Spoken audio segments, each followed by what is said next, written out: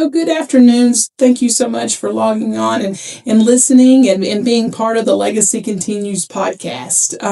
So as many of you know, my mom started this podcast last year, and it was called Real Talks with Miss Brenda, and she passed away in December. So since December, it was March because she had, anyway. That part doesn't matter. We started, we wanted the legacy to continue.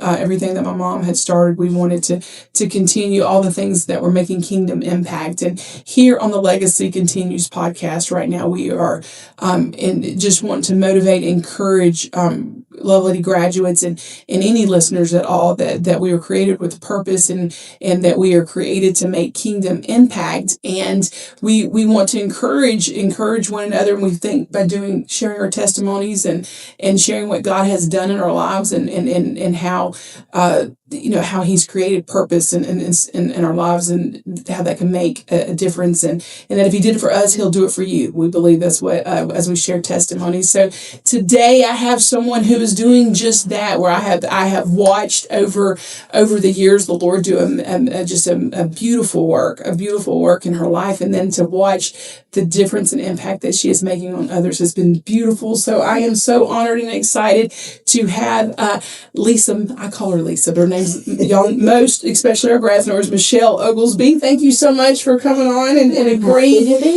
that she says she's happy, but she's also a little anxious and nervous. I'm like, don't be, because we get a chance to share what God has done. True. And He has done just to watch you over the years. And then to see your determination, yes, to see the restoration, mm-hmm, to see I want to get ahead and tell more of the story.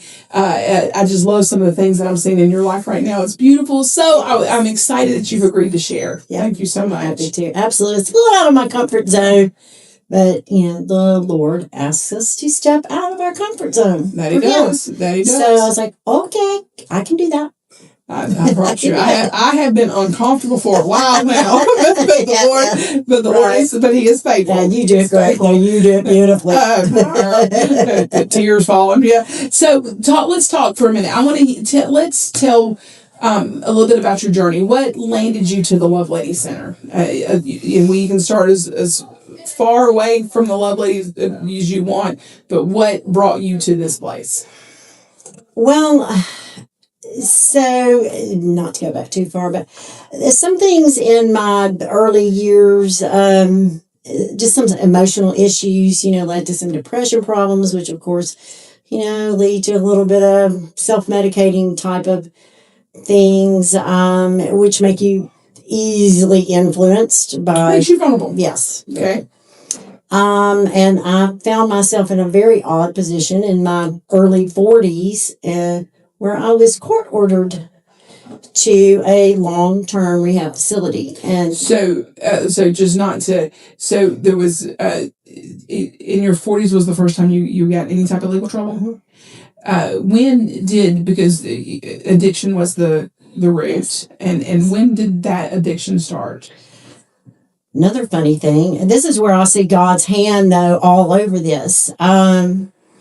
It started when I was 40, almost 41, and it caught up with me and was stopped when I was 41. Oh, wow. So less than a year. Okay. But that particular substance caught me up quick. Okay. And became a daily habit. And, but I literally remember being in my gravel driveway, begging the Lord to do something. So it sounds like the depression and things that had kicked in, that was the open door to that was really, absolutely. So it was a journey. It was really the depression and things, mm-hmm, but it was the addiction part that brought it to a halt. Yes. Okay. All right. Yes. So 41 court ordered. Were you court ordered here the first time? Yes. Okay. So what year was that? That was in 2012. 2012, you were court ordered to come here. Mm-hmm. All right. And I graduated in 2013, and then I stayed for almost another year. Uh-huh. And then went home. Okay. And that was in 2014. So by 2017, that ugly thing reared its head again. And that stopped me, pulled me out of the world for about 2.5 years. So was did the depression stuff creep back in, or just the addiction at that point? It was the depression. Okay. And a lot of it, I think, is just that vulnerability. Okay. I did not surround myself with a supportive group. I had a support. My family is incredibly, incredibly supportive and loving. And I chose to surround myself with other people that weren't supportive. And I say all the time, it's all about who you choose to surround yourself with. It's such a huge, huge part of recovery, and then, maintaining that. But that was a big mistake in doing that. I learned incredible lessons from it. So you ended up coming back here in 2019. You came back 19 on parole. Okay. Some reason I thought it was after COVID. All right, got you. So you came back in 2019, and that was on parole. Okay. And I have been here ever since. not living here, because I've been watching the process. But I like that. So so 19, then you ended up getting grad status, and then you work in our education department. And what do you do in our education department? I am a GED instructor. Okay. Yes. And so you help women. Tell a little bit how that works. Well, every client that comes in the program comes down and does an education plan. Of course, we know the first thing they've got to do is build that relationship with God. Mm-hmm. And this is just me being an educator. I think the next thing they should do is get their education. And that's always been a big part of this program ever since I have been affiliated with the program, even since 2012. Right. So if they don't have a GED or high school diploma, they come see me, and we get them put on one of our 5 tutoring schedules. Mm-hmm. And we push them on through when we can. For real, we have this much time to prep for a GED, whereas community colleges have all the time in the world. Right. But we're trying, and I tell our girls that all the time. When they come in and they, like we've got 9 to 12 months to help you and to guide you and to love you and to help you. Yes. And we're not going to speed the process. And I'm accountable for what. I'm accountable. Yep. I'm accountable for the time that God's entrusted us with you. Right. And then I believe that was the same. Like, we've got a lot to do in 9 to 12 months. Yes. It's about quality time. Yes. Yeah. And so as the girls, and I know that I know that it's hard. GEDs are 4 different parts, but I know that you seems on a regular basis posting girls to pass their part of their GED. Yes. So what is that like? I love that. That's so great. I'm going to tell you, I'm always awed and so impressed by their desire. And it tickles me too when I have somebody that comes in and didn't think they desired it and then discover that they do. Do you think it's, if they think they don't desire it, do you think they think it's because it's too far out of their reach? Mm-hmm. And that I think that, between you and Connie and the tutors who I think I love that it's a lot of our participants in the program that they're able to that they're empowering others, which is empowering as we help others than what it does to someone's confidence and like, well, God can use me. God can use me. And then you see that they're like, hey, wait, this is a peer helping me, equipping me, empowering me, and then so that's empowering to them. Yes. Yeah, I think it's just it's just how, to me, the love of God, the hand of God operates. It really is. And We have been so blessed in the relationships that we have with the schools. Yeah. That we have partnerships with. Yeah. And can I say the school? Yeah.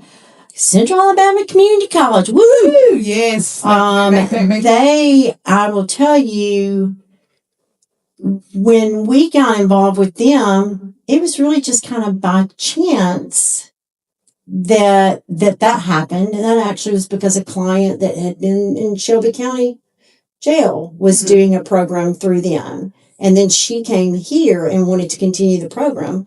So, one of the ladies from Central Alabama Community College came over here to talk to Connie, and they got to talking about that program, which led to then talking about the GED program. And they were like, oh no, y'all can do distance learning, and I mean to tell you, just started rolling after that. I would say a lot of our program is because of situation. Mom was very passionate about taking a holistic approach. We want to help the whole person, not just recovery, not just reentry, but how do we deal with the whole person? Right. And the Lord has brought because we didn't know what we were doing, but thank God that He did. But I think when we're limited, God says that gives me room to move. Right. But when we think we can do it all, then the Lord, okay, go do it. Yeah. You know what I mean? But we really were just that limited, where God was like. But you were both so open to receiving.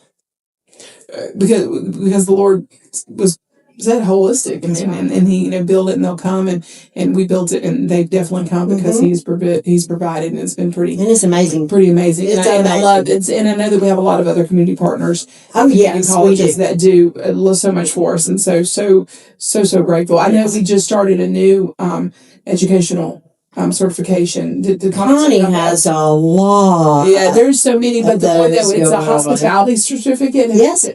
And within that customer service, I think that's within the hospitality. And all the things. Yes. There's so many different certificates that come with that. I think it's just more tools in their belt. I agree. We just have two, which blows my mind. Two girls who graduated today who are getting their CDL license. Right. I'm like, I cannot, and it is so funny listening to them trying to back up an 18-wheeler. And I'm like, I can't even imagine. Yeah, no. Nobody wants me backing up an 18-wheeler. No, me either. I'm doing good to back up my little car. But just to hear their empowerment, how much they've gotten from it. And it's just so sweet. But I want to back to your journey, a little bit back to your journey. And just, again, you've been a huge blessing here to see what you've done and how you've loved others. You've shown the love of Jesus. And as you tutor and prepare them for the GED, that you've also just done it with the love of Jesus and made it evident that He is the center. And then I've watched you not rush any process in your personal life. And then like when it came time, you was like, I think I found an apartment. I think I fixed to move into an apartment. And then you made that move, and it was just beautiful to watch it. A little bit about when you your family. Let's share a little bit about your family, because I know how much they mean to you right now, and the support that they bring to you right now. And I really do have an incredible family. Mm-hmm. And I'm not going to say there weren't some other family members that struggled a little bit with like alcoholism, Mm-hmm. But I didn't see a lot of, I was very naive about addiction. Well, I think that's one of the things that plagued your vulnerability and why it attacked you so hard, so quick, because you were in this place of, you were vulnerable, you were, with the depression and probably some loneliness. And then when someone came in and they were feeling that, and then they introduced you to something that you're just like, I could see the naiveness and totally. Yes. And so during that time of your addiction that ended up being part of your journey even though you weren't in it long, it ended up affecting quite a few years of your life with your children. Yes. But I know you have a beautiful relationship with them today. I do. And and that's one thing I do count myself very fortunate that My children were never mad at me. They were never mad at me. They were scared for me. Yeah. Sometimes a little bit hard for me to talk about because I get a little bit teary-eyed. But they were on my side, rooting me on, always encouraging me. But I knew that they were sad, but they were never mad. And so they have been, man, my biggest cheerleaders over these years, and just continuing to believe in me when I didn't believe in me and when I thought that they didn't have any reason to believe in me. They continued to believe in me. And now, did that play a strong role in you? Yes. I think when I've heard you share, I felt like it played a strong role in you drawing the boundary line. Absolutely. Yeah. My children, I'm not going to say that they outlined an ultimatum, but they definitely made a clear line drawn because they love me and because they care about me. And they need, they weren't going to sit by and watch me self-destruct. Yeah. And so God used my children who I love, and said, I know what's going to get her ear. Yeah. And the Lord was absolutely right. He always knows how to get my ear. Sometimes I think, Lord, I feel like I don't have to have this much slap in the face, but apparently I do. But they did, and it was absolutely what I needed. And it allowed me to stand back and sort of reevaluate a lot of things. And I keep saying now, my motto, I may not know exactly what I want. I'm going to leave. God's going to put things in my life I didn't even know I wanted. Right. But I know what I don't want. Okay. And that's almost as good. Okay. I'm saying, well, I know I don't want that. So it's out. Okay, Lord, what you want me to want? Speaking of wanting and what the Lord is doing, aren't you going to be a grandmother? I am, for the second time. Second time? So you have 2 grandchildren? I have one granddaughter who is 12. Okay. My oldest, my son, has a daughter who's 12. Okay. My baby is expecting a baby. Okay. December 28th. Oh, okay. So we're going to have us a good Christmas present. Yes. Boy or girl? Girl. What's your grandmother name? Tay-Tay. Tay-Tay. Which is actually my aunt name. My oldest nephew, we were trying to tell him to say auntie, and it would come out Tay-Tay. Okay. So all my nephews called me Tay-Tay, and when we were going through with my oldest granddaughter, what's my grandmother name going to be? What's my grandmother name going to be? And I'm like, none of those sound right for me. And I said, my grandchildren can call me Tay-Tay. Okay. So, okay. That's just my overall name. I'm loving my grandmother role, so I always love to share with other grandmothers. Everybody knows I'm Lolly. I am Lolly, and I love. Yes. I have an aunt named too, and my nieces and nephews and great nieces and nephews still they call me Sissy. Yes, right. Yeah, but I am Lolly. Lolly. My 2 grandboys and soon to be granddaughter. Yes. So I think it's absolutely beautiful, and I'm so glad that the Lord brought you here. And that He restored and that He redeemed, and to hear, when I hear you talk about your family, and when I hear how you post or you get, you celebrate each GED pass test or those. I get very, very excited. Yeah. I know this, that I get very, very excited. Actually, it's just a constant. I can't even express to the Lord how thankful I am, and I don't have to because He knows my heart, that He so specifically made a place for me in this world to do really exactly what my heart desired. Okay. And I just didn't even know what that place might be if these certain unfortunate events had not happened. I would have never known. I frequently say we could have gotten there without it, but aren't we glad that God did use it to launch us to where He's at? And I know that He did that for me, and I know He's done it for many of you. And if you hadn't figured out what that place is, just seek the Lord out. He's got a Yes. purpose for each and every one of us. And just as we've been talking over the last couple of weeks, since the alumni, we talk about the legacy continues, that as the Lord redeems and He restores and He atones, as we talk about in Isaiah, and the Lord says, who will go on my behalf, in my behalf, and you said count me in. I hope you have said count me in, and It's worth it. Yes, and let's just see what God keeps doing. Yes. All right. Thank you so much for logging in. Thank you for coming and sharing, even if it was out of your comfort zone. Yeah. I deeply appreciate You made it easy. that, and know that we love you. Thank you so much.